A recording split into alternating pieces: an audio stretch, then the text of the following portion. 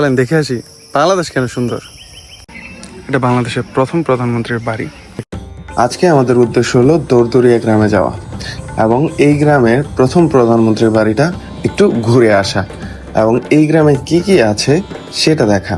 প্রথমে ঢুকতে যাওয়ার সময় এখানকার মানুষ কৃষি কাজে যে ব্যস্ত সেটা আমাদের চোখে পড়ে এবং কৃষিকাজে একটা জিনিস বেশি প্রয়োজন, সেটা হচ্ছে ধানের চারা রোপণ।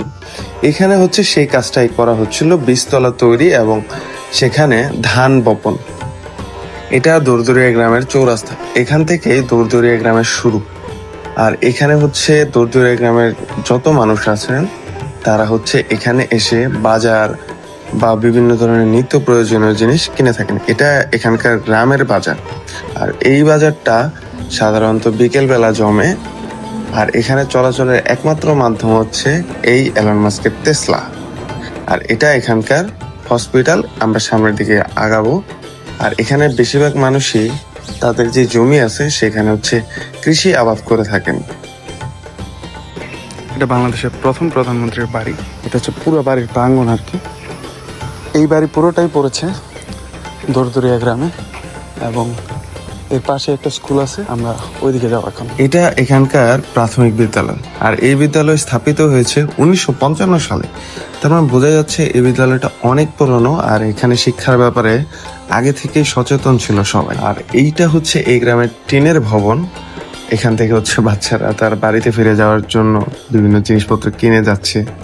গ্রামের যেখানেই যাবেন সেখানে এইরকম শালবন দেখতে পাবেন। পিছনে যেটা দেখতে পাচ্ছেন আর কি, পুরো জায়গাটাই শালবনে ঘেরা। এখানে শালবন হওয়ার কারণে এখানে তেমন একটা ঘর বাড়িও নেই, পুরো নিরিবিলি, চারদিকে যেদিকে তাকাবেন শুধু সবুজ আর সবুজ। আর এখানে মানুষের আনাগোনাও তেমন একটা আমি দেখতেছিলাম না যখন এখানে ছিলাম। পরিবেশটা অত্যন্ত ভালো। এটা এখানকার বাজার, যেটাকে দৌড়দৌড়িয়া কাঁঠালের বাজার আবার বাঁশের বাজারও বলা হয়। এটা এখানকার শতবর্ষী বাজার বলা যায়, কারণ যাদের সাথে আমি কথা বললাম সবাই বলতেছিল আর কি এখান থেকে বাস চলে যায় অনেক দূর পর্যন্ত, নারায়ণগঞ্জ, ময়মনসিংহ বা যেখানে দরকার পড়ে আর কি ওই পর্যন্ত যায়। আর এখানে আগে ছিল কাঁঠালের বাজার 20 বছর আগেও, কিন্তু এখন হচ্ছে কালের পরিক্রমায় এগুলা এখন কমে যাচ্ছে এখানে। আর এদিকে এই বাজারের মাধ্যমেই সীমানা শেষ হয় দৌড়দৌড়িয়া গ্রাম। আজ এই পর্যন্তই, দেখা হবে অন্য কোনো পর্বে।